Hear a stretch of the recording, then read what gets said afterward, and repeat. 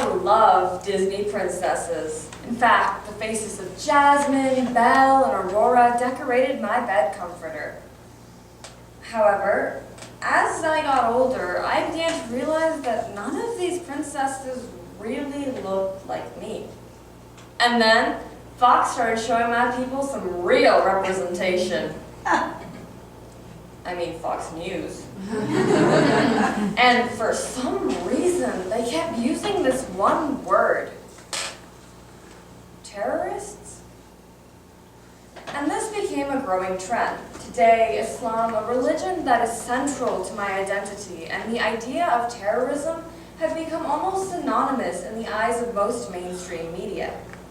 Understanding how linking Islam and terrorism can affect all of us is crucial, because according to the American Psychological Association in November 2009, the words and concepts we use to discuss terrorism, including the word terrorism itself, can have profound implications for how countries, populations, and individuals behave. Therefore, our misconstrued image of what terrorism is negatively affects not only certain groups, like the Muslim population, but America as a whole, and we have to find a solution. As a non-terrorist Muslim, crazy, I know, it's confusing for me to see my religion, this religion that characterizes so much of who I am, and the idea of terrorism, something so hateful, that Islam is the sole source of this. So, first we wake up from our Disney-like slumber and examine the causes of this problem. Next, we can crack open a book and investigate the beastly effects.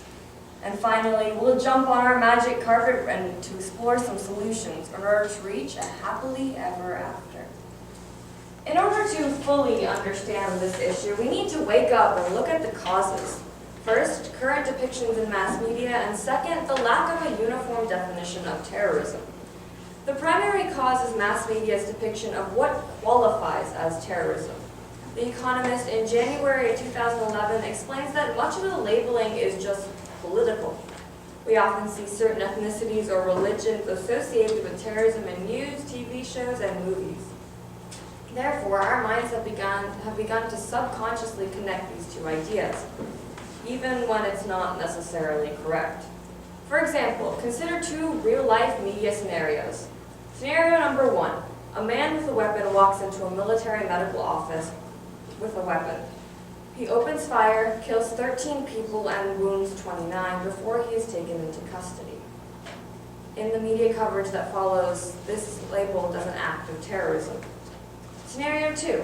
A man with a weapon shows up at a public gathering, opens fire, kills 6 people, and wounds 13 before he is taken into custody.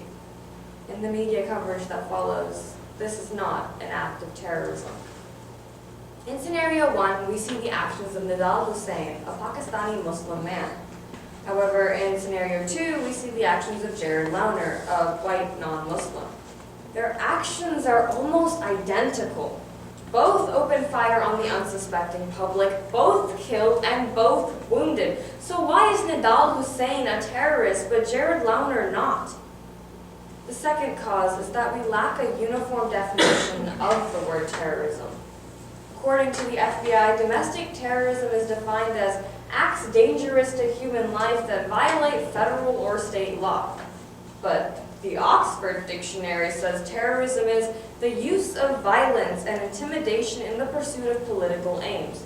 And Title 22 of the U.S. Code defines terrorism as premeditated politically motivated violence usually intended to influence an audience. These multiple definitions create a difficult choice when deciding between what qualifies as terrorism and what doesn't, especially in cases such as the Aurora Theater shooting, Sandy Hook, and the Boston Marathon bombings. As Senator Claire McCaskill says, "We are so quick to call Boston terror. Why aren't we calling the man with the high-capacity assault weapon and the high-capacity magazine a terrorist?" The answer to McCaskill's question is that we relate an atypical name, a darker skin color, or a different way of dressing as the bad guy. But it isn't even as if they are this bad guy. We just don't have an understanding of their culture. Our fear of the unknown causes us to make connections and create links when there really are none. Now that we have analyzed the causes of our misattributed labeling of terrorism, let us crack open a book and examine the beastly effects. On first, the Muslim population, and second, all Americans. First, due in part to the media's influence, we as a society tend to jump to conclusions, especially when it comes to violent threats such as terrorism. In August 2008, The Atlantic reported that since 9/11, many Americans have conflated terrorism with the Muslim faith. The article goes on to explain that Muslims have been affected far more than any other group. Additionally, as reported in the Financial Times on July 2013, according to Ali, a 28-year-old of Pakistani heritage, it's as if we are walking in a city that is our home, but we are feeling like we are strangers. Unfortunately, because what we mostly see on the television of Muslims is their supposed connection to terrorism, this idea has become a reinforced stereotype, often leading us to underestimate real but non-Muslim terrorist threats. Next, although our inaccurate label causes harm to the Muslim population, it also affects America as a whole by furthering divisions between various cultures and communities. When we have prejudices already set in our mind, we are often unwilling to connect with other cultures, thus limiting our experiences. Additionally, due to our lack of a uniform definition of terrorism, we fail to apply the label and the consequences that come with that label to very real threats. Essentially, it causes us to neglect other forms of terrorism that need to be called out for what they are. For example, can an act of terrorism be carried out with a gun? If so, why don't we call mass shootings what they are? Terrorism. When we fail to categorize terrorists, we are failing to take these threats as seriously as we should, and ultimately we fail to effectively impede them. So, after studying the causes and effects of mislabeling terrorism, let's jump on our magic carpet and explore some solutions. Firstly, we need to become more aware of other cultures and faiths in order to rid our society of blind prejudice. We can increase awareness through promoting the education of religion in school. Create an elective class called World Religion Studies or something fancy like that, and educate students on not just the present-day religion, but the history behind the religion, so we can have a better understanding of diverse cultures and how so many religions are connected. I'm not advocating that we preach faith in schools, but rather I am encouraging understanding, because whether we like it or not, we are surrounded by so many different cultures and religions, and we have to make an effort to understand them all in order to better all of our lives. If your school does not have a class on world religions, go to the library or get on the internet. Quick access to information is a gift our generation has been blessed with, and it can help us cross enormous seeming bridges to peace and understanding.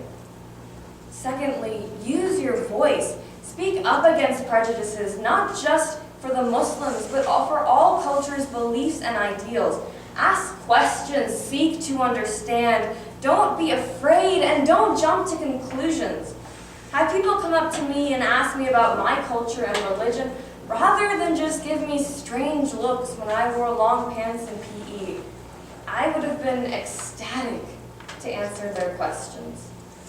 I would have finally felt like I wasn't just some outsider, but rather I was just another ingredient in this great melting pot we call America. So today we have awoken from our Disney-like slumber in order to examine the causes of our mistaken label. Next, we cracked open a book and examined the beastly effects, and lastly, explored a few solutions with our magic carpet. And even though the representation of my people in mass media sites hasn't been spot on, I have faith that one day I may see a Disney princess just like me. and that we can all, as Americans, reach a happily ever after.